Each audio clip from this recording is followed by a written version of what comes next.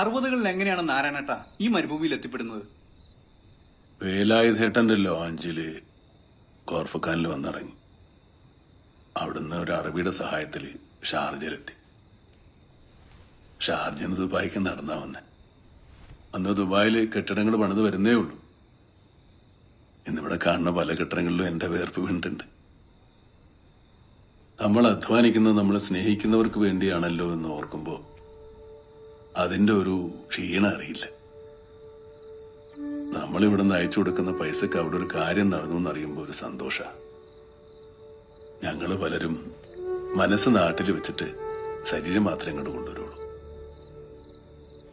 എന്താ ജോലി, എത്രയാ ശമ്പളമൊന്നും ഭാര്യയോട് പോലും പറഞ്ഞിട്ടില്ല. നാണക്കേടായിട്ടല്ല, കഷ്ടപ്പാട് അറിയിക്കണ്ടെന്ന് കരുതിയിട്ടാ. ഇപ്പൊ ഒരു 10,000 രൂപ നാട്ടിലേക്ക് അയക്കുമ്പോ വീട്ടുകാരെന്താ വിചാരിക്കണേ? 20,000 കിട്ടി, അതില് 10 മിച്ചം വെച്ചു 10 അയച്ചോളുന്ന. സത്യത്തില് 7,000 കിട്ടിയിട്ട് 3,000 കടം വാങ്ങിയിട്ട് അയക്കുന്നതാ. തിരിച്ചു കിട്ടുമെന്ന് കരുതി ആർക്കും ഒരു സഹായവും ചെയ്തിട്ടില്ല. തിരിച്ചു കിട്ടുമെന്ന് കരുതി കൊടുക്കുന്നത് സ്നേഹമല്ല, കടം കൊടുക്കല. ജീവിതത്തിന്റെ 3/4 ഭാഗവും മരുഭൂമിയിൽ കിടന്ന് കഷ്ടപ്പെട്ടിട്ടും സൗഭാഗ്യങ്ങളൊന്നും തന്നെ തേടി വന്നിട്ടില്ല എന്ന് തോന്നിയിട്ടുണ്ടോ? ജന്മം കൊണ്ട് തന്നെ ദൈവം നമുക്ക് നൽകുന്ന ഒരുപാട് സൗഭാഗ്യങ്ങളുണ്ട്. സ്നേഹമുള്ള ഒരമ്മയുടെ മകനായിട്ട് ജനിക്കുക, സഹോദരന്മാര്, അവരുടെ മക്കള്, നമ്മളെ മനസ്സിലാക്കുന്ന ഒരു ഭാര്യ, ജീവിതകാലം മുഴുവൻ കൂടെ നിൽക്കുന്ന ഒരു ചങ്ങാതി. അതൊക്കെ ഓർക്കുമ്പോൾ ഞാൻ ഒരുപാട് സമ്പന്നനാണ്. ഒരുപാട്. മക്കൾക്കൊക്കെ ഞങ്ങള് വിരുന്നുകാരാ. വല്ലപ്പോഴും ഒക്കെ അവർക്ക് സമ്മാനങ്ങളുമായിട്ട് വരുന്ന വിരുന്നുകാര്.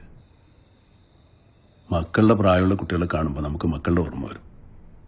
അച്ഛന്റെയും അമ്മയുടെയും പ്രായമുള്ള ആളുകളെ കാണുമ്പോൾ എത്ര മക്കൾക്ക് അച്ഛനെയും അമ്മയും ഓർമ്മ വരും.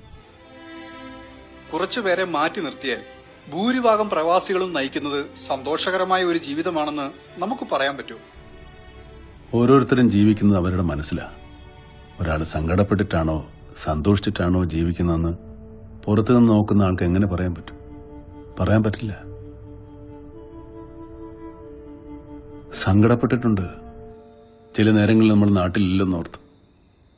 ചന്ദ്രേട്ടൻ സ്കൂട്ടറിൽ നിന്ന് വീണ് കിടപ്പിലായപ്പോ, നാളെനിക്ക് തൊണ്ടയ്ക്ക് സുഖമില്ലാണ്ട് ഭക്ഷണം കഴിക്കാൻ വയ്യാണ്ടായപ്പോ,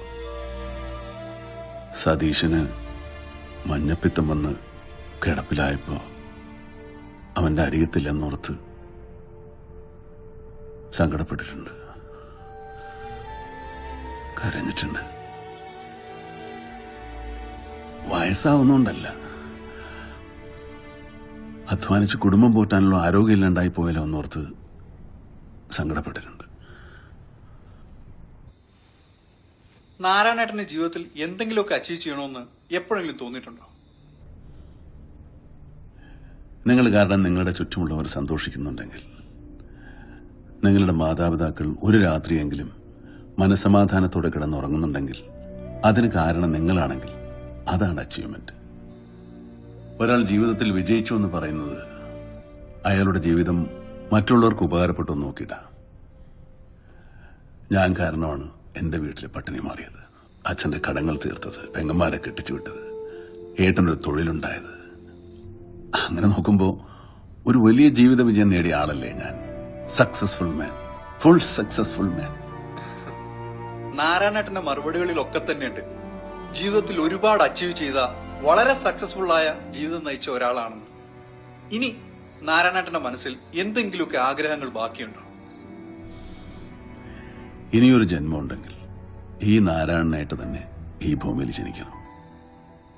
ഈ അച്ഛന്റെ അമ്മയുടെ മകനായിട്ട്, ഈ ഏട്ടന്റെ അനിയനായിട്ട്, ഈ അനിയത്തിമാരുടെ ഏട്ടനായിട്ട്, ഈ നളിനിയുടെ ഭർത്താവായിട്ട്, എന്റെ മക്കളുടെ അച്ഛനായിട്ട്, എന്റെ മൊയ്തീന്റെയും കൂട്ടുകാരുടെയും കൂട്ടുകാരനായിട്ട് ഒരിക്കൽ കൂടി ജനിക്കണം.